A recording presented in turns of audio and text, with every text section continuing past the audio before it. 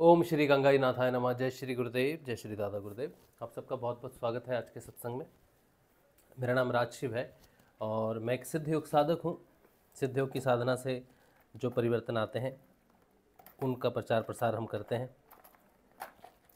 साधना से, नाम जप से और ध्यान से जो परिवर्तन आते हैं वो बहुत ही अद्वितीय हैं और बहुत ही रेयर जिसे कहते हैं संसार में, वो है। इस संसार में बहुत सारे लोग हैं जो अध्यात्म की बात करते हैं, लेकिन वो आध्यात्मिक व्यक्ति नहीं होते हैं। क्योंकि अध्यात्म की बात करने वाले आध्यात्मिक व्यक्ति हों ये ज़रूरी नहीं है।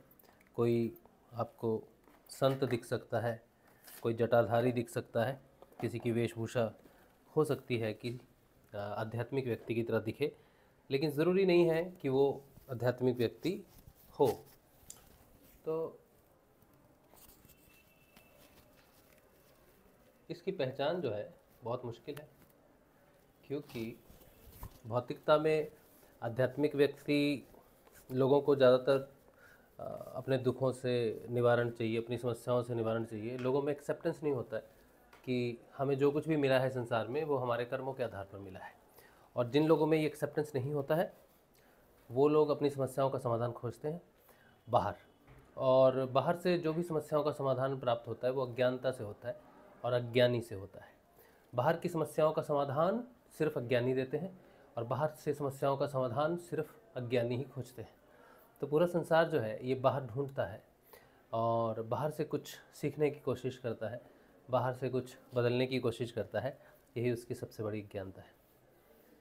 जो लोग बाहर से अध्यात्म से परिवर्तन लाने की कोशिश करते हैं जीवन में, जो लोग सोचते हैं कि हमने बहुत दुनिया देख ली है और हमने बहुत नाम जप लिया है, या हमने बहुत कुछ जान लिया है शास्त्रों को पढ़कर, तो कुछ भी नहीं जाना है, शून्य है। क्योंकि जब तक आपके अंदर का सूर्य नहीं जगता तब तक आपके अंदर प्रकाश होता नहीं है। और अंधेरे में आपने क्या जाना है क्या नहीं जाना है वो मृत्यु के साथ ख़त्म हो जाएगा। अगर आपने कुछ जाना भी है, समझा भी है, सीखा भी है अध्यात्म में, तो वो सिर्फ तब तक ही है जब तक आप सांस ले रहे हैं। अगले जन्म में वो लय हो जाएगा, आपके साथ नहीं जाएगा, और इस जन्म में भी वो आपको कुछ देगा नहीं। तो सच्चा अध्यात्म वो है जो आपको योग से प्राप्त होगा। बिना योग के प्राप्त हुआ ज्ञान ज्ञान नहीं है। बिना योग के प्राप्त हुआ कुछ भी जो समाधान है आपको, जो बाहर किसी ने दिया है किसी भी प्रकार से, किसी भी रूप में दिया है, वो उसने आपका भला नहीं किया है बल्कि बुरा किया है। जीवन में जब भी कोई समस्या आती है तब हमें, जब कोई छोटी सी समस्या आती है तो जीवन में हमें हमेशा आंतरिक खोज करनी चाहिए। एक ऐसा सोल्यूशन है हमारे अंदर जो सारी समस्याओं का समाधान करता है। लेकिन जब हम अपनी समस्याओं का समाधान बाहर खोजते रहते हैं और बाहर हमें कोई एक समस्या का समाधान मिलता है, हम खुश हो जाते हैं, फिर दूसरी समस्या, फिर तीसरी समस्या, इस तरह से पूरा जीवन जो बीत जाता है वो अज्ञानता और अंधकार में बीता हुआ जीवन है। मनुष्य जीवन में जब भी कोई कष्ट आता है, दुख आता है, तो उसके लिए मनुष्य को जो पहला सबक इस संसार में उसके माता पिता, उसके जो अध्यापक हैं, उसके जो गुरु हैं, उसके जो मित्र हैं, जिन्हें भी ये बात पता हो, उन्हें ये बताना चाहिए उन्हें कि अगर तुम्हें जीवन में कोई समस्या आती है तो तुम उसे घबराओ नहीं। किसी को भी कोई भी समस्या कभी भी आ सकती है, जीवन के किसी भी समय में आ सकती है। जिस समय भी तुम्हें कोई समस्या आए तुम उसका नाम जप करो, ध्यान करो। और इस संसार में कुछ भी बिना ईश्वर की इच्छा से नहीं होता है, कुछ भी बिना ईश्वर की इच्छा से नहीं होता है। एक क्षण, एक पल, कहीं भी, किसी भी स्थान पर कोई भी घटना बिना ईश्वर की इच्छा के नहीं घटती है। और ईश्वर सदैव मनुष्य की परीक्षा लेते हैं और हर समय वो परीक्षा लेते हैं, और ऐसा कोई समय नहीं होता जब वो परीक्षा नहीं लेते हैं। हर मनुष्य हर समय, स्त्री पुरुष बच्चे किन्नर जो भी है, वो सारे के सारे हर समय हर क्षण परीक्षा से गुजरते हैं। और भगवान हर समय उन्हें टेस्ट करते हैं कि कौन है जो मेरी तरफ आने के लिए तैयार है। तो बहुत सारी अपॉर्चुनिटीज़ हैं लाइफ में, बहुत सारे ऐसे हर क्षण भगवान की तरफ मुड़ने का समय रहता है। ऐसा कुछ नहीं है कि एक वही समय होगा जब हम बूढ़े हो जाएंगे या किसी विशेष समय पर ही हम भगवान की तरफ जा सकते हैं। जिसने भी अपने दुखों का कारण स्वयं को समझा है, और जिसने भी सारे कृत्य जो हैं उसका कारण और कारक भगवान को माना है, वही व्यक्ति जो है जीवन के रहस्य को समझ सकता है, जीवन के रहस्य को सुलझा सकता है। जिस जीवन में मृत्यु का भय ना हो, मृत्यु का डर ना हो, और जिस जीवन में मृत्यु सिर्फ शरीर की होती है लेकिन चेतना की ना हो, वही जीवन श्रेष्ठ है। चाहे उसे उस जीवन में मोक्ष प्राप्त हो या ना हो, लेकिन अगर उसने ये जान लिया है कि मेरी मृत्यु नहीं हो सकती है और इस रहस्य को उसने साक्षात्कार कर लिया है कि मैं नहीं मरूंगा और जो भी कपड़े मैं बदलूंगा या जो भी शरीर में बदलूंगा उसके बाद भी मेरी ये चेतना जो है बनी रहेगी। एक बार बाबा श्री गंगाईनाथ जी से किसी ने पूछा था कि बाबा आपकी उम्र कितनी है, तो बाबा ने कहा था बस ये समझ लो कि मैंने माता कुंती के हाथ की रोटी खाई है। तो इससे पता चलता है कि बाबा की जो चेतना है वो शरीर से संबंधित नहीं थी, बल्कि बाबा की चेतना जब जागी तो वो समय था जिस समय महाभारत का समय था, क्योंकि उन्होंने कुंती माता का नाम लिया था। तो ये कुछ ऐसे संदर्भ हैं जो आपको बताएंगे कि आपने कुछ सीखा है कि नहीं सीखा है, आपने कुछ जाना है कि नहीं जाना है। आप ये समझ सकते हो कि मैंने बहुत कुछ जान लिया है, बहुत कुछ समझ लिया है, लेकिन अपने साथ आप तब समझ सकते हो जब आपको पता चल जाए कि आपकी चेतना जो है वो मृत्यु के बाद जो है वो बिसरेगी नहीं। ठीक है, तो अध्यात्म में जब आप किसी को सुनते हो, जब आप किसी का अनुसरण करते हो, तो आपको ये मालूम होना चाहिए कि बाहर से अगर कुछ इन्फॉर्मेशन मिल रही है आपको, तो तब तक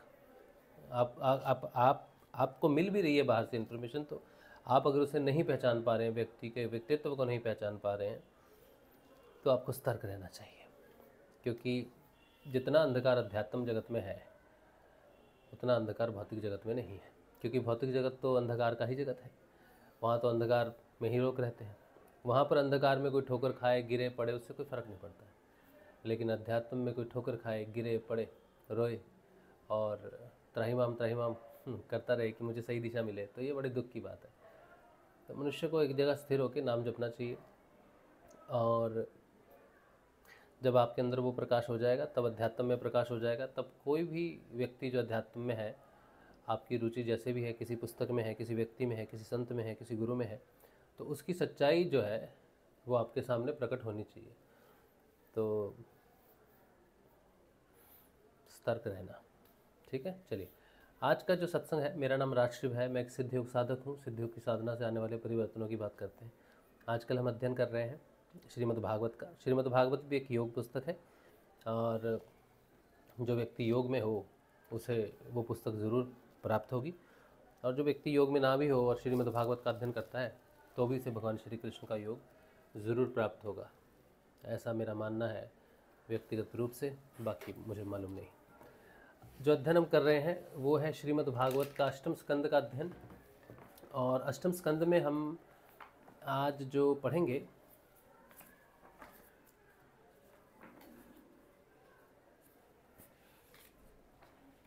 कल हमने पढ़ा था मोहिनी रूप को देखकर महादेव जी का मोहित होना।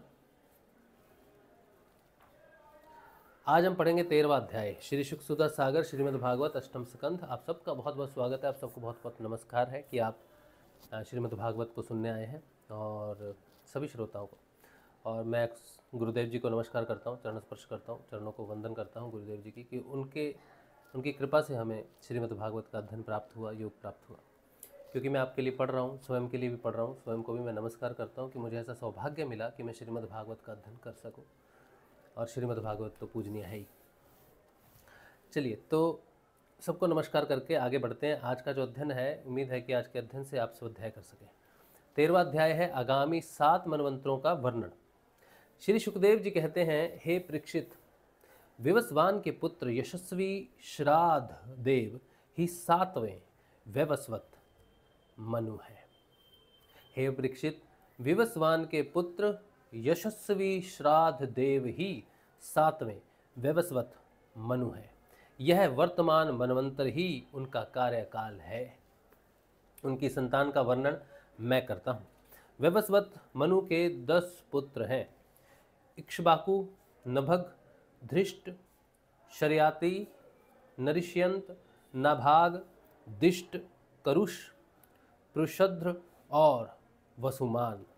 हे परीक्षित, इस मनवंतर में आदित्य, वसु, रुद्र, विश्वदेव, मरुदगण, अश्विनी कुमार और ऋभु ये देवताओं के प्रधान गण हैं और पुरंदर उनका इंद्र है, और पुरंदर उनका इंद्र है। फिर से सुनिए इस बात को। वैवस्वत मनु के 10 पुत्र, ये इस समय की बात चल रही है, ठीक है, इस जो जिस समय काल में हम बैठे हैं, 7वां मनवंतर है, इससे आगे 7 और हैं। 10 पुत्र हैं, इक्ष्वाकु, नभग, धृष्ट, शर्याति, नरिष्यंत, नाभाग, दिष्ट, करुष, पुरुषध्र और वसुमान। हे परीक्षित, इस मनवंतर में आदित्य, वसु, रुद्र, विश्वदेव, मरुदगण, अश्विनी कुमार और ऋभु ये देवताओं के प्रधान गण हैं, और पुरंदर इंद्र है, उनका इंद्र है। कश्यप, अत्रि, वशिष्ठ, विश्वामित्र, गौतम, जमदग्नि और भरद्वाज ये सप्तऋषि हैं। इन्हीं के नाम पर गोत्र होते हैं। जैसे हमारा गोत्र है भारद्वाज गोत्र, जो माता पिता से हमें मिला। हाँ, साधना के बाद किसी भी शिष्य का गोत्र उसके गुरु में लय हो जाता है, और गुरु का गोत्र सर्वगोत्र है। किसी के गोत्र में दुख हो, किसी को पितृ दोष हो, किसी को कोई भी दोष हो, जब गुरु कृपा से वो जागृत हो जाता है तो उसका गोत्र गुरु का गोत्र हो जाता है, ईश्वर का गोत्र ब्रह्म का गोत्र हो जाता है। फिर उसके सारे पितृदोष शांत हो जाते हैं। फिर उसे पितरों के लिए कुछ नहीं करना पड़ता। बहुत सारे लोग पूछते हैं कि हम पितरों की साधना करें, श्राद्ध करें, ये करें, वो करें, ऐसा करें। मैं आपको एक अनुभव बता रहा हूँ, और ये ऐसा नहीं है कि मैं आपको कुछ ऐसा बता रहा हूँ जिस पर मुझे यकीन नहीं, या मैं सिर्फ आपको अनुभव बता रहा हूँ। ये 6 तारीख की बात है, 6 दिसंबर, ये जो निकला अभी, आज 8 दिसंबर है, 6 दिसंबर की बात है। उस दिन मेरे पिताजी का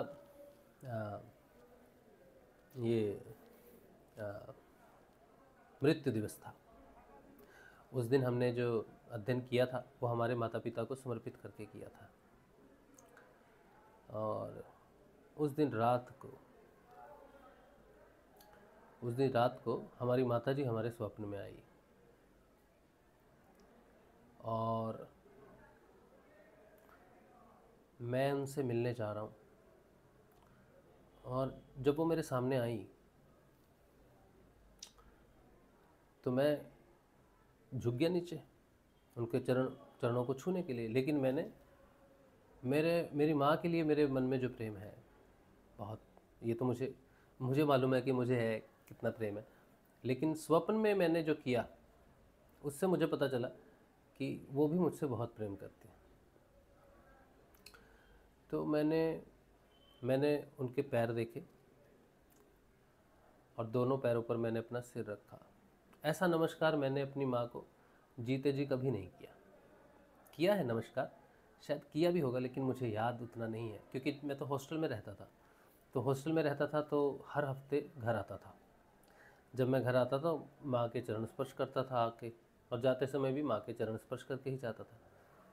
लेकिन स्वप्न में मैंने जब उसे देखा तो मैंने उसके चरणों पर सिर रखा, और मुझे इतनी शांति मिली उस समय। मैंने उनके दोनों चरणों पर अपना सिर रखा, और फिर उन्होंने मुझे गले से लगाया। मुझे उनके चरणों पर सिर रखकर इतनी आत्मिक शांति मिली,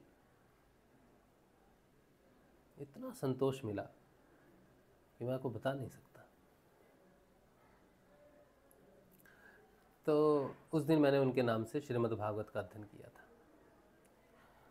तो जब हम गुरु भगवान की संतान हो जाते हैं, गुरु भगवान के गोत्र हो जाते हैं, तब गुरु भगवान सब कुछ हमारी साधना के माध्यम से हमारे पितरों के लिए जो कुछ भी अनिवार्य है, जो कुछ भी आवश्यक है उनके लिए, जो कुछ हम कर सकते हैं इस जगत से उनके लिए, वो गुरु भगवान आपकी साधना के अंतर्गत ही आपसे करवा लेंगे। आपको अलग से कुछ भी करने की ज़रूरत नहीं है। किसी भी चीज़ के लिए अलग से कुछ करने की ज़रूरत नहीं पड़ती। दैवी तापों के लिए तो बिल्कुल भी नहीं पड़ती। ठीक है, चलिए। तो मैं कह रहा था कि कश्यप, अत्रि, वशिष्ठ, विश्वामित्र, गौतम, जमदग्नि और भरद्वाज ये सप्तऋषि हैं। आज इन्हीं के ही वंशज होते हैं जो हम गोत्रों के नाम से जानते हैं। अभी तो गोत्र बहुत सारे हो गए हैं, मतलब ये तो 7 पहले थे, अभी तो शायद ज़्यादा हो गए, जहाँ तक मैंने सुना है शायद 14 या 24 ऐसे कुछ होंगे। तो गोत्र होते हैं हमारी लीनियज, ब्लड लीनियज, जो जिसे कहते हैं मेरा खानदान, हमारा वंश, बोलते हैं ना, पुत्र हमारा वंश बढ़ाएगा, बोलते हैं ना सब। तो ये जो बात है ना, पुत्र हमारा वंश बढ़ाएगा, ये बात लोगों ने ऐसे बोल बोल के इतने, इसका मतलब इतना ख़राब हो गया है कि लोग कहते हैं नहीं, पुत्रियाँ भी तो वंश बढ़ाती हैं। पुत्रियाँ वंश नहीं बढ़ाती हैं, वंश पुत्र ही बढ़ा सकते हैं। उसका कारण है क्रोमोसोम। मनुष्य के शरीर में, पुरुष के शरीर में एक्स और वाई 2 क्रोमोसोम होते हैं, अलग अलग वजूद, एक्स और वाई होते हैं। ऐसे तो 24 या 23 या 24 कुछ होते हैं, पता नहीं कितने होते हैं, 32 होते हैं शायद, इनकी संख्या मुझे मालूम नहीं है। और स्त्री के शरीर में जो भी होते हैं वो सारे के सारे एक्स होते हैं, लेकिन पुरुष के शरीर में एक्स और वाई होते हैं। ये जो वाई है यही पुत्र जन्म का कारण बनता है। पुरुष का अगर स्त्री का एक्स, पुरुष का एक्स और स्त्री का एक्स मिलता है तो पुत्री का जन्म होता है। पुरुष का वाई और स्त्री का एक्स मिलता है तो पुत्र का जन्म होता है। ये जो वाई है इसमें इन्फॉर्मेशन है इस बात की कि आगे बीमारियां ना हो।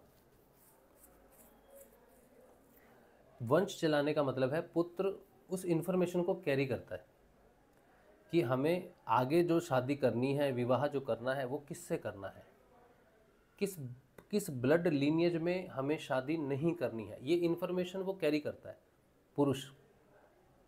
और ये जो वाई है ये कभी रिपेयर नहीं होता, एक्स रिपेयर हो जाता है, सारे दोष रिपेयर हो जाते हैं। स्त्रियों में दोष जो है ना वो रिपेयर होते रहेंगे, स्त्री का रिपेयर चलता है, लेकिन पुरुष का कोई रिपेयर नहीं है, क्योंकि वाई इस रिपेयर करने के लिए वाई को वाई से मिलना ज़रूरी है और वो संभव नहीं है।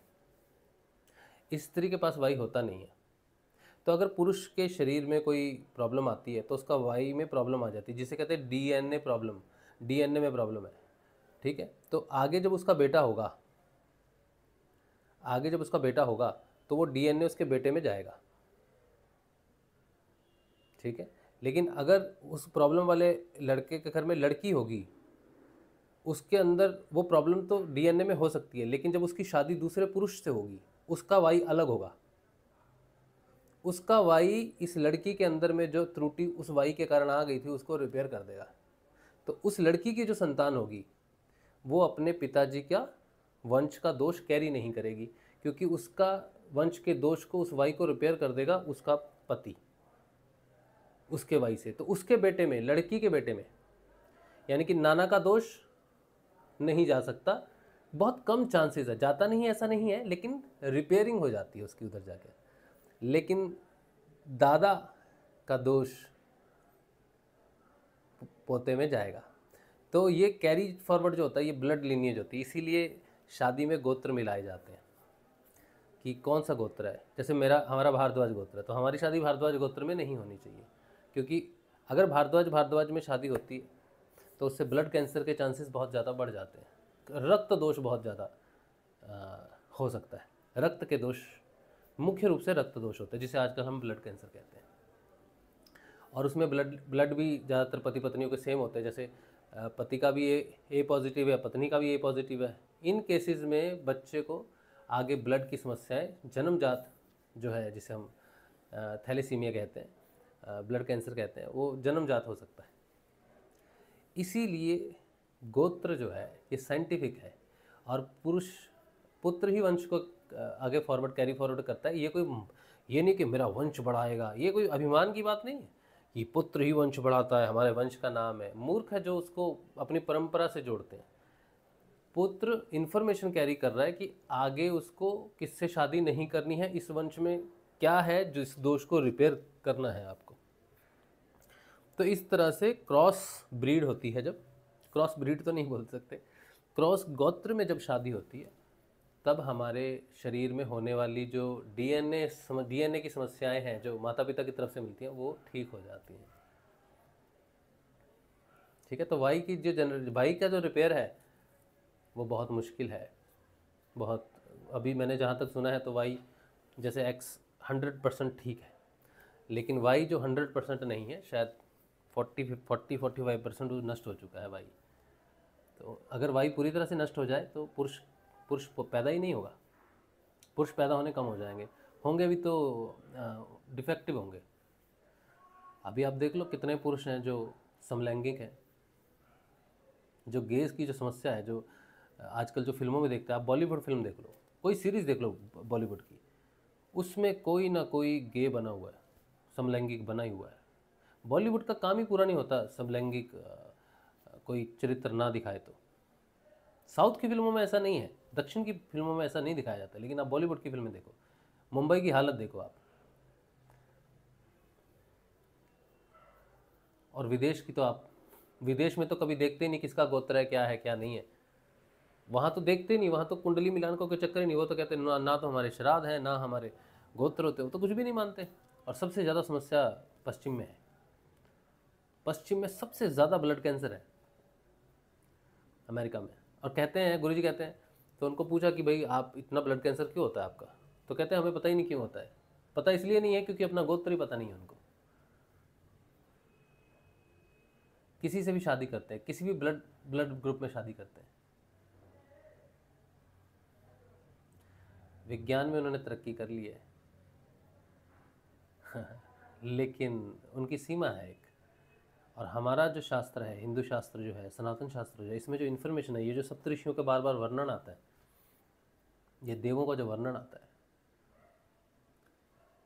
पितरों का जो वर्णन आता है, क्यों आता है?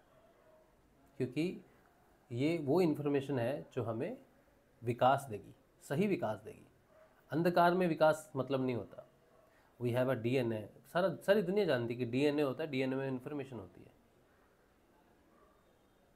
जैसे हमारे हमारे जो परिवार में, जैसे मैं आपको एग्जांपल देता हूँ, हमारे परिवार में मेरे पिताजी का पेट बहुत कमज़ोर था। हो सकता है उनके पिताजी का भी हो। तो मेरा पेट तो इतना कमज़ोर हुआ कि मुझे तो कोलाइटिस ही हो गया, अल्सरेटिव कोलाइटिस हो गया।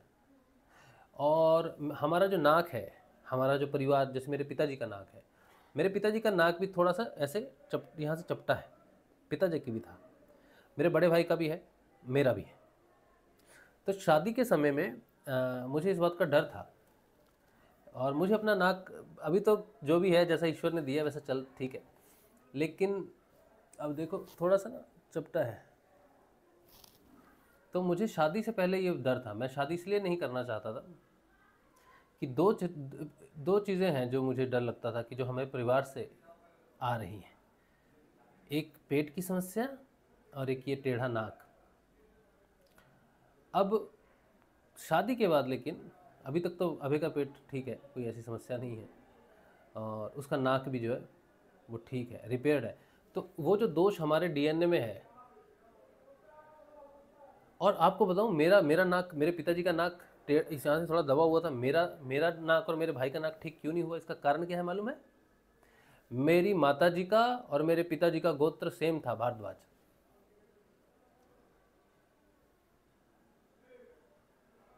और ये भी संभावना है कि मेरे नाना और मेरी नानी का भी गोत्र हो सकता है सेम हो, ऐसा हो सकता है, क्योंकि मेरी माताजी को ब्लड कैंसर हुआ, वो ब्लड कैंसर से मरी। उनके अगर देहांत हुआ, डेथ हुई उनकी, ब्लड कैंसर की वजह से हुई। और वो बड़ी पुत्री थी, अपने माता पिता की बड़ी पुत्री थी। ठीक, तो मेरे पिताजी का जो भी दोष था, पेट का समस्या थी, जो भी हमारे डीएनए की समस्या थी, वो मेरे माताजी के गर्भ से, मेरे भाई का पेट ठीक है लेकिन उसका नाक ऐसा है, लेकिन उसे दूसरी समस्या मिली, वो भी हमारे डीएनए की समस्या है। मानसिक रूप से एक प्रवृत्ति है हमारे खानदान में, पीछे से चली आ रही है, वो है डाउट, शक जिसे बोलते हैं।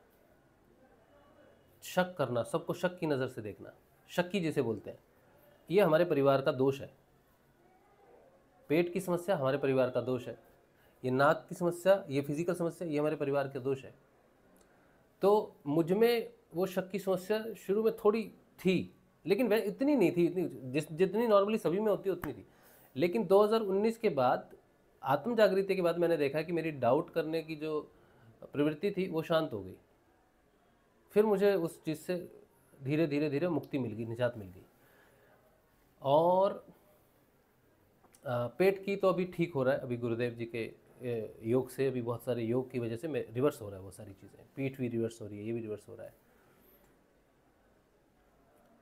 लेकिन वो रिपेयर हो सकता था अगर मेरे पिताजी की शादी मेरी माताजी के साथ ना होती, या मैं माताजी के तरफ से होता, मतलब उन दोनों की शादी जो थी वो गलत गोत्र मिलान से हुई है, मजबूरी में हुई है, जल्दबाजी में हुई है।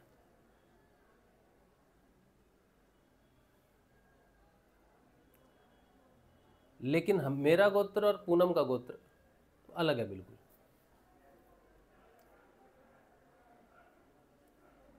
तो वो मेरा दोष रिपेयर करने की उसमें क्षमता है, और उसका एक दोष है, उनके खानदान में भी एक दोष चला आ रहा है साइकोलॉजिकली। वो भी अभी में नहीं, वो साइकोलॉजिकल दोष भी उसमें नहीं है।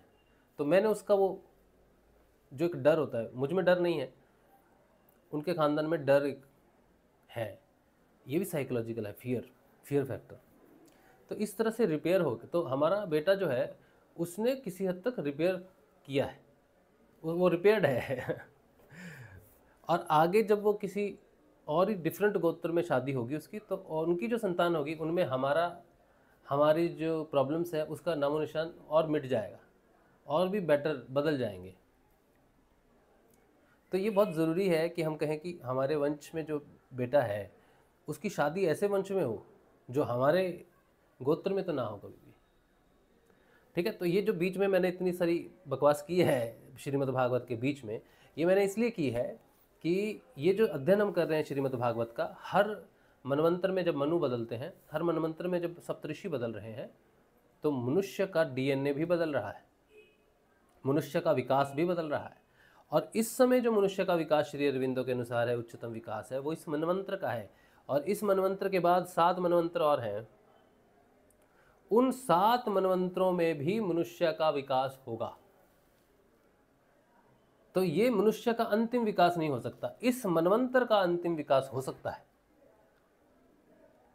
या मुझे पता नहीं होगा, ये भी अंतिम है। गुरुजी कहते हैं ड्यू विकास, मनुष्य अपने ड्यू विकास को पाएगा, लेकिन वो विकास रुकता नहीं है, वो उत्तरोत्तर वृद्धि करता है, प्रकाश से प्रकाश की तरफ, प्रकाश से प्रकाश की तरफ। ये इस समय जो बदलाव मनुष्य में हो रहा है, ये ऐसा बदलाव है जो उसको देव की तरफ मोड़ेगा, और फिर देवों में भी उसका जो विकास है वो उत्तरोत्तर होगा, और वो बढ़ता रहेगा जब तक ये मनवंतर चलेगा। लेकिन यहाँ पर जो विकास होगा 500, 200, 300, 400, 500 साल में, वो फाइनल है ऐसा मुझे नहीं लगता, क्योंकि इस मनवंतर के अंत तक उसका उत्तरोत्तर प्रकाशित विकास होता रहेगा। ऐसा श्री माँ ने अपनी एक जगह पे लिखा है कि मनुष्य इसके बाद जो विकास करेगा वो प्रकाश से और प्रकाश, और प्रकाश से बहुत ज़्यादा प्रकाश, बहुत ज़्यादा प्रकाश से बहुत बहुत ज़्यादा प्रकाश, इस तरह से उसका विकास जो होता रहेगा। जब ये मनवंतर पूरा हो जाएगा, तब जब अगला मनवंतर आएगा, तब फिर से उसका जब विकास होगा तो क्या होगा। इस तरह से 7 मनवंतरों में आगामी 7 तरह के और उच्चतर विकास होने चाहिए। क्योंकि अभी तो हम जो पीछे मनवंतरों से आ रहे हैं, मनुष्य तो पीछे बेचारा कुछ भी नहीं है पीछे मनवंतरों में ना। भगवान ने जन्म लिए बोल के, श्री पुरुषोत्तम भगवान ने जन्म लिया, राम भगवान ने, तो वहाँ से मनुष्य की गति थोड़ी सी देखी जाती है कि हाँ पुरुषों में भी कोई उत्तम हो सकता है। तो उस नहीं तो फिर तो सभी तो दैवंश हैं जो कर रहे हैं, सभी दैवंश कर रहे हैं। मनुष्य ने अभी तक ऐसा, भगवान श्री राम से शुरू हुआ काम कि मनुष्य भी कुछ करने की क्षमता रख सकता है, लेकिन अभी और भी विकास ऐसा मुझे लगता है कि होना चाहिए। तो ये बात है।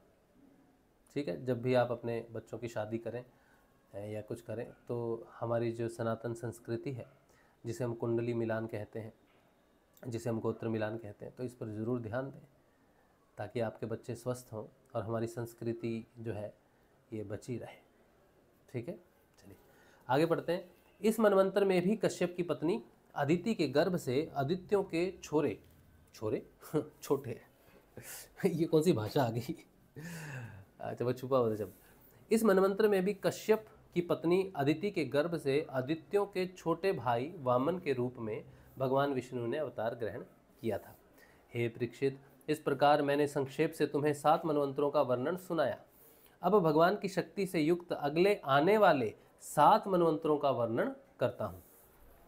परीक्षित, यह तो मैं तुम्हें पहले 6ठे स्कंध में बता चुका हूँ कि विवस्वान भगवान सूर्य की 2 पत्नियां थी, संज्ञा और छाया। ये दोनों ही विश्वकर्मा की पुत्री थी। कुछ लोग ऐसा कहते हैं कि उनकी एक तीसरी पत्नी बड़वा भी थी। मेरे विचार से तो संज्ञा का ही नाम बड़वा हो गया था। ये थोड़ा शंका है यहाँ पर कि उनकी तीसरी पत्नी बड़वा नहीं है, बल्कि संज्ञा को ही बड़वा का नाम दिया गया है। उन सूर्य पत्नियों में संज्ञा से 3 संतानें हुई, यम, यमी और श्राद्ध देव। छाया के भी 3 संतानें हुई, सावर्णी, शनिश्चर और तप्ती नाम की कन्या, जो संवरण की पत्नी हुई। जब संज्ञा ने वड़वा का रूप धारण कर लिया, जब संज्ञा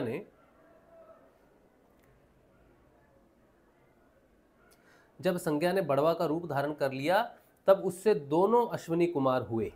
8वें मनवंतर में सावर्णी मनु होंगे। 8वें मनवंतर में सावर्णी मनु होंगे। उनके पुत्र होंगे निर्मोक, विरजसक आदि। हे परीक्षित, उस समय सुतपा, विरज और अमृतप्रभ नामक देवगण होंगे। इन देवताओं के इंद्र होंगे विरोचन के पुत्र बलि। विष्णु भगवान ने वामन अवतार ग्रहण करके इन्हीं से 3 पग पृथ्वी मांगी थी। वो बलि आगे जाके इंद्र होने वाले हैं। ये घटना नहीं है, ये महाघटना है। क्या बात है।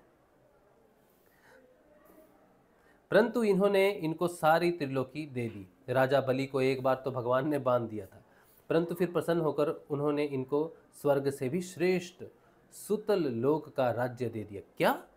स्वर्ग से भी श्रेष्ठ सुतल लोक का राज्य दे दिया। वे इस समय वहीं इंद्र के समान विराजमान हैं। आगे चलकर ये ही इंद्र होंगे और समस्त ऐश्वर्यों से परिपूर्ण इंद्र पद का भी परित्याग करके परम सिद्धि प्राप्त करेंगे। गालव, दीप्तिमान, परशुराम, अश्वत्थामा, कृपाचार्य, ऋषि श्रृंग और हमारे पिता भगवान व्यास, ये 8वें मनवंतर में सप्तऋषि होंगे। क्या बात है, क्या बात है, क्या बात है। ओह, है? अगले मनवंतर में अश्वत्थामा सप्तऋषि, परशुराम सप्तऋषि।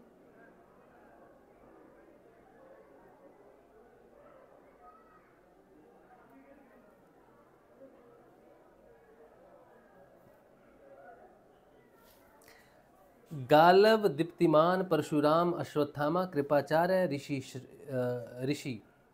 ऋषि श्रृंग और हमारे पिता भगवान व्यास, ये 8वें मनवंतर में सप्तऋषि होंगे। इस समय ये लोग योग बल से अपने अपने आश्रम मंडल में स्थित हैं। देव गुहिया की पत्नी सरस्वती के गर्भ से सार्वभौम नामक भगवान का अवतार होगा। सार्वभौम नामक भगवान का अवतार होगा। ये ही प्रभु पुरंदर इंद्र से स्वर्ग का राज्य छीन कर राजा बलि को दे देंगे। परीक्षित, वरुण के पुत्र दक्ष सावर्णी 9वें मनु होंगे। भूत केतु, दीप्त केतु आदि उनके पुत्र होंगे। पार, मरीचि गर्भ और आदि देवताओं के गण होंगे और अद्भुत नाम के इंद्र होंगे। इस मनवंतर में द्युतिमान आदि सप्तऋषि होंगे। आयुष्मान की पत्नी अंबुधारा के गर्भ से ऋषभ के रूप में भगवान का कला अवतार होगा। कला अवतार होगा। अद्भुत नामक इंद्र उन्हीं की दी हुई त्रिलोकी का उपभोग करेंगे। अद्भुत नामक इंद्र उन्हीं की दी हुई त्रिलोकी का उपभोग करेंगे। 10वें मनु होंगे उपश्लोक के पुत्र ब्रह्म सावर्णी। उनमें समस्त सद्गुण निवास करेंगे। भूरिशेन आदि उनके पुत्र होंगे और हविष्मान, सुकृति, सत्य, जय, मूर्ति आदि सप्तऋषि होंगे। सुवासन, विरुद्ध आदि देवताओं के गण होंगे और इंद्र होंगे शंभु। विश्व सृजन की पत्नी विशुचि के गर्भ से भगवान विश्वक सेन के रूप में अंशावतार ग्रहण करके शंभु नामक इंद्र से मित्रता करेंगे। 11वें मनु होंगे अत्यंत संयमी धर्म सावर्णी। उनके सत्य, धर्म आदि 10 पुत्र होंगे। विहंगम, काम, गम, निवारण, रुचि आदि देवताओं के गण होंगे। अरुण आदि सप्तऋषि होंगे और वैधृत नामक इंद्र होंगे। आर्यक की पत्नी वैधृता के गर्भ से धर्म सेतु के रूप में भगवान का अंशावतार होगा और उसी रूप में वे त्रिलोकी की रक्षा करेंगे। हे परीक्षित, 12वें मनु होंगे रुद्र सावर्णी। उनके देववान, उपदेव और देवश्रेष्ठ आदि पुत्र होंगे। उस मनवंतर में ऋतधामा नामक इंद्र होंगे और हरित आदि देवगण। तपोमूर्ति, तपस्वी, आग्निध्रक आदि सप्तऋषि होंगे। सत्यासाहा की पत्नी सुनृता के गर्भ से सुवधामा के रूप में भगवान का अंशावतार होगा और उसी रूप में भगवान इस मनवंतर का पालन करेंगे। 13वें मनु होंगे परम जितेंद्रिया देव सावर्णी। चित्रसेन, विचित्र आदि उनके पुत्र होंगे। सुकर्म और सुतराम आदि देवगण होंगे तथा इंद्र का नाम होगा दिवसपति। उस समय निर्मोक और तत्वदर्श आदि सप्तऋषि होंगे। देवहोत्र की पत्नी बृहति के गर्भ से योगेश्वर के रूप में भगवान का अंशावतार होगा और उसी रूप में भगवान दिवसपति को इंद्र पद देंगे। महाराज 14वें मनु होंगे इंद्र सावर्णी। उरु, गंभीर बुद्धि आदि उनके पुत्र होंगे। उस समय पवित्र चक्षुष आदि देवगण होंगे और इंद्र का नाम होगा शुचि। अग्नि, बाहु, शुचि, शुद्ध और मागध आदि सप्तऋषि होंगे। उस समय सत्रायण की पत्नी विताना के गर्भ से बृहद भानु के रूप में भगवान अवतार ग्रहण करेंगे तथा कर्म कांड का विस्तार करेंगे। हे परीक्षित, ये 14 मनवंतर भूत, वर्तमान और भविष्य तीनों ही काल में चलते रहते हैं। इन्हीं के द्वारा 1 सहस्त्र चतुर्युगी वाले कल्प के समय की गणना की जाती है। अद्भुत। तो ये हमारा जो मनवंतर है, 1 सहस्त्र चतुर्युगी वाले कल्प की समय की गणना की जाती है। 1 सहस्त्र, 1000 चतुर्युगी।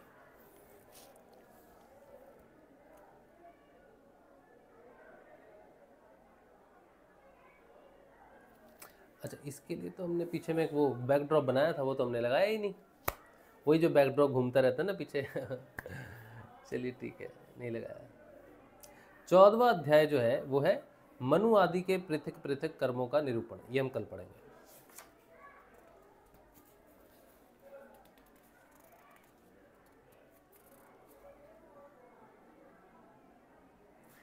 कल हम 2 अध्याय पढ़ेंगे। 14वां अध्याय मनु आदि के पृथक पृथक कर्मों का निरूपण और राजा बलि की स्वर्ग पर विजय, ये हम कल पढ़ेंगे। फिर 16वां अध्याय है कश्यप जी के द्वारा अदिति को पयोव्रत का उपदेश। फिर 17वां अध्याय है भगवान का प्रकट होकर अदिति को वर देना।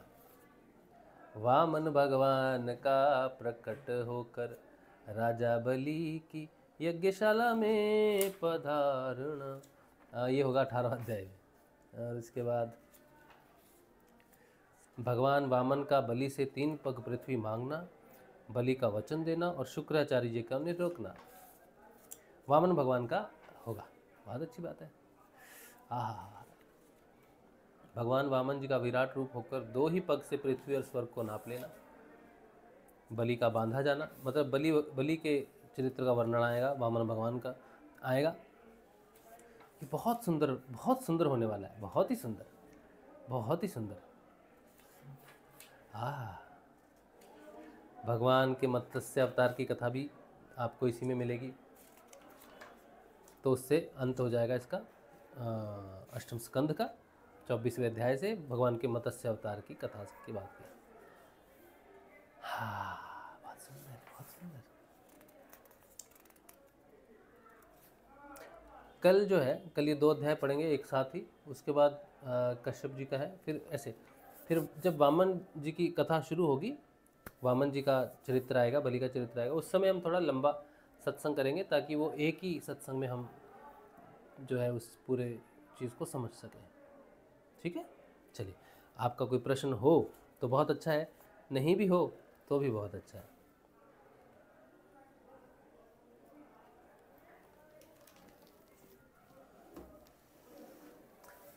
जय श्री गुरुदेव जी। हाँ जी, मेरी आवाज़ थोड़ी कम आ रही है लगता है। नहीं, पूरी है मेरी तरफ से, तो पूरी है, थोड़ी सी कम है। लो, अब थोड़ी सी और बढ़ा दी मैंने, थोड़ी सी और बढ़ गई है। ठीक है। चलिए प्रश्नों की तरफ बढ़ते हैं। आप सबको जय श्री गुरुदेव।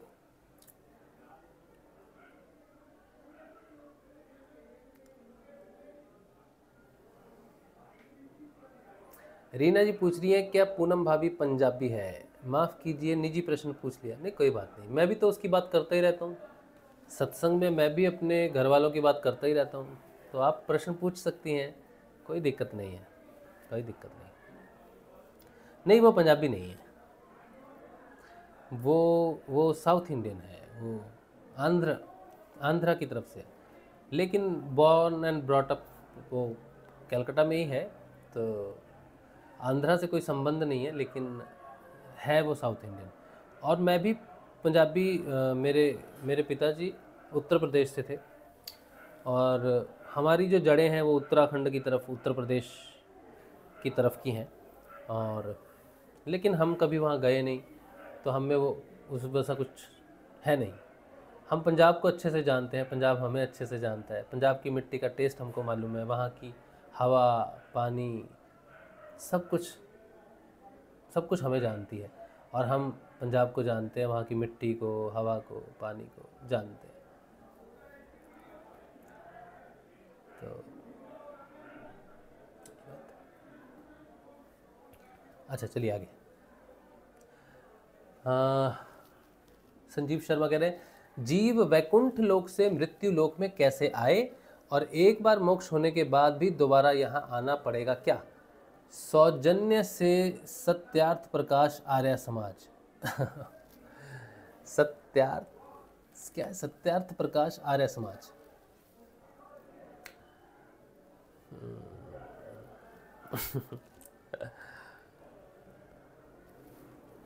देखिए वैकुंठ से यहाँ आ सकते हैं लोग, कि कहीं से भी आ सकते हैं।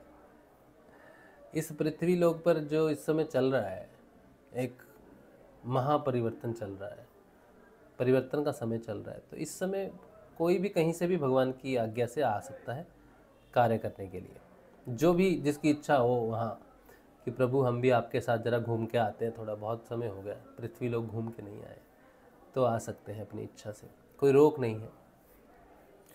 लेकिन वो जो बात है पृथ्वी पर जन्म लेने की, तो वो कर्मों के अधीन है।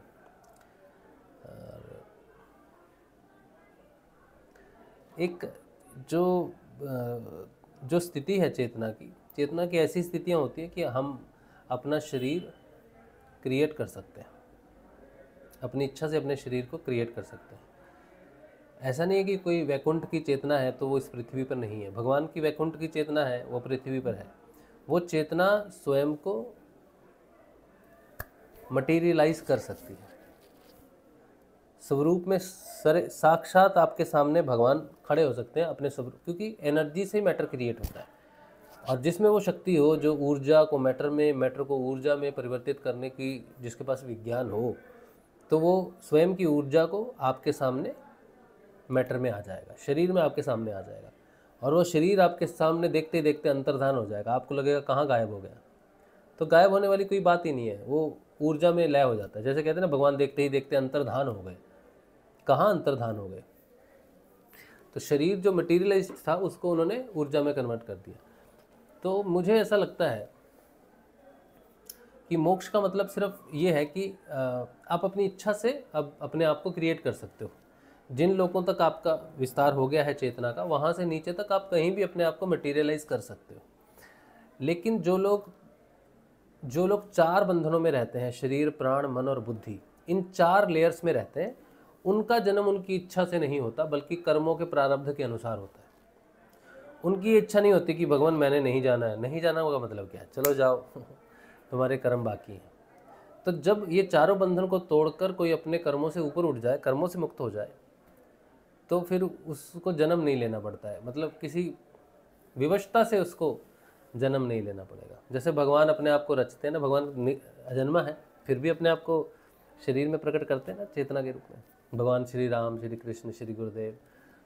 तो ऐसा मुझे लगता है कि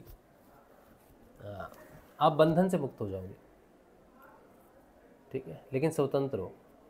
चाहे वैकुंठ लोक में हो, चाहे गोलोक में हो, कहीं भी हो, सर्वव्यापकता यही है आत्मा की कि वो कहीं भी अपने आप को किसी भी रूप में प्रकट कर सकती है। भगवान श्री राम का जो मंदिर है, जो अभी बना है अयोध्या में, उसमें जब प्राण प्रतिष्ठा हुई तो भगवान ने अपने आप को एक मूर्ति रूप में ढाल लिया। वहाँ कोई नतमस्तक हो भगवान के सामने और भगवान को याद करे तो ऊर्जा प्राप्त होगी उसको। आप जाओ श्री रामेश्वर में, भगवान श्री राम ने जब शिवलिंग की स्थापना की तो भगवान की चेतना को उस शिवलिंग में उतार दिया। ऐसे बहुत सारे स्वयंभू मंदिर हैं, स्वयंभू शिवलिंग है। और ये जो भगवान श्री नारायण का विग्रह होता है पत्थर के रूप में, जब माता तुलसी ने वृंदा ने कहा था कि तुम पत्थर हो जाओ, तो भगवान ऊर्जा को घनीभूत करके पत्थर के रूप में आ जाते हैं। शालिग्राम कहते हैं इसको। गुरु भगवान निर्गुण निराकार के सगुण साकार रूप होते हैं। तो निर्गुण निराकार घनीभूत होकर सगुण साकार रूप धर लेता है और गुरु बन जाता है। निर्गुण निराकार घनीभूत हो जाता है, शिव बन जाता है, विष्णु बन जाता है, शक्ति बन जाता है। इस संसार में जो कुछ भी आप देख रहे हो, जो स्वयंभू है, वो वैकुंठ गोलोक सबसे ऊपर है, वो लोकों से परे है, वो सर्वलोकवासी है। वो किसी भी लोक में कहीं भी स्वयं को किसी भी रूप में प्रकट कर सकता है। यही परमात्मा है।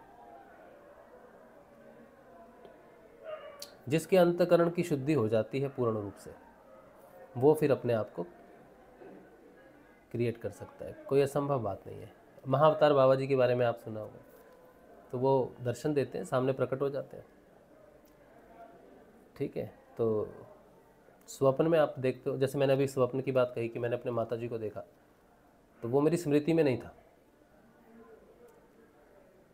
तो वो गुरु कृपा से या जैसे भी क्रिएट एनर्जी हो जाती है। उस लेयर में जाना पड़ेगा। वो शायद उनकी उतनी शक्ति नहीं, मेरी उतनी शक्ति नहीं कि मैं भौतिक रूप से डायरेक्ट बात करूं। तो एक सूक्ष्म लेयर है मन की, जो थर्ड लेयर है। पहली लेयर शरीर की जो स्थूल है, दूसरी लेयर सूक्ष्म जो प्राण की है, तीसरी लेयर जो मन की और भी सूक्ष्म है। वहाँ पे इजीली चीज़ें क्रिएट हो सकती हैं मनोमय जगत से। प्राणमय जगत में थोड़ा मुश्किल है क्रिएट होना, थोड़ा और डिफ़िकल्ट है, क्योंकि ध्यान वहीं से उत्तरोत्तर गति शुरू होती है। और कोई अगर अपने आप को शरीर में ही सामने प्रकट करके खड़ा हो जाए और देखो आप यहाँ थे कहाँ गए, यहाँ थे कहाँ गए, होता ना ऐसा, तो ये संभव है, इसमें कोई बड़ी बात नहीं है। हम उस विज्ञान को नहीं जानते भी।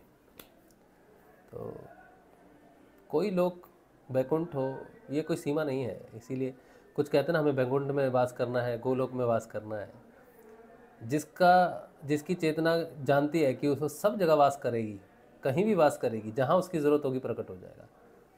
सप्तऋषि हैं, भगवान गुरुदेव हैं। अगर गुरु भगवान को प्रकट होना होगा, ऐसी स्थिति प्रकट कर देगा कोई शिष्य कि प्रभु बस आओ, तो गुरु भगवान को उसके सामने उस रूप में आना पड़ेगा। भगवान कृष्ण, भगवान अवतार कितनी बार लिया, जब तपस्वी तपस्या करते हैं, राक्षस तपस्या करते हैं, ब्रह्म ब्रह्म ब्रह्म जपते हैं, शिव शिव जपते हैं, नारायण नारायण जपते हैं, तो सामने आते ना, बोलो बेटा क्या वर चाहिए, आते हैं ना सामने। तो कैसे क्रिएट करते हैं, और देखते ही देखते अंतर्धान हो जाते हैं। ऐसा तो श्रीमद् भागवत में कितनी बार विवरण मिलता है। तो ऐसी कौन सी शक्ति है जो वो एकदम से मैटर में आ जाते हैं और एकदम से ऊर्जा में वापस चले जाते हैं?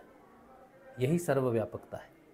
इसीलिए तो कहते हैं ईश्वर सब जगह है, खाली हमारी चेतना नहीं है उसको मटेरियलाइज करने की। नरसिंह मेहता वो ऐसा संगीत गाते थे कि भगवान को मटेरियलाइज कर लेते थे। भगवान तो सब कण कण में है, मटेरियलाइज कर लिए सामने। प्रहलाद की भक्ति इतनी थी कि उन्होंने उस निर्गुण निराकार को उस खंबे में मटेरियलाइज कर दिया। बोला कहाँ है तेरा? बोला इस खंबे में है। बोला हाँ। तो उसकी भक्ति ने मटेरियलाइज किया, भगवान को प्रकट होने के लिए मजबूर कर दिया खंबे से। नहीं तो भगवान को कोई शौक थोड़ी है किसी का जाके बद्ध करेंगे, जरूरत नहीं है, तो सो रहे आराम कर रहे हैं। वो भक्त ही है जो नीचे से त्राही माम बचाओ बचाओ, ऋषि कहते बचाओ बचाओ, नीचे आओ नीचे आओ। तो वो मन कहते अरे जा रहा हूँ नीचे। तो कैसे आते हैं नीचे? वो हर जगह है, वो ऊपर से चल के नहीं आ रहे, वो वहीं पर ही है जहाँ पर पुकारे जा रहे हैं, उसी ऊर्जा में है। ये पूरा जगत, ये पृथ्वी, ये आकाश, ये पर्वत, ये पत्थर, पहाड़, नदियाँ, कंकर, पेड़, कुछ भी वो वहीं से ही प्रकट हो सकते हैं। आह, सर्वव्यापक है प्रभु। तो आप अगर अपनी आत्मा और परमात्मा का जो भेद है ख़त्म कर लोगे, फिर हम आपको बुलाएंगे, संजीव भगवान प्रकट हो, आपको आना पड़ेगा। आना पड़ेगा आपको। तो आप चाहे बैकुंठ में बैठे हो, गोलोक में बैठे हो, कहीं भी बैठे हो, आपके भक्त आपको बुलाएंगे तो आपको उनके सामने आना पड़ेगा। मजबूरी है आपकी फिर। हाँ चलिए, रीना जी कह रहे बहुत बढ़िया, भाभी जी तो चलो ठीक है। चलिए, आज का जो सत्संग है भगवान श्री गुरुदेव के श्री चरणों में रखते हैं। कल मिलेंगे हम लोग, कल के ध्यान में और कल के सत्संग में। जय श्री गुरुदेव, जय श्री दादा गुरुदेव।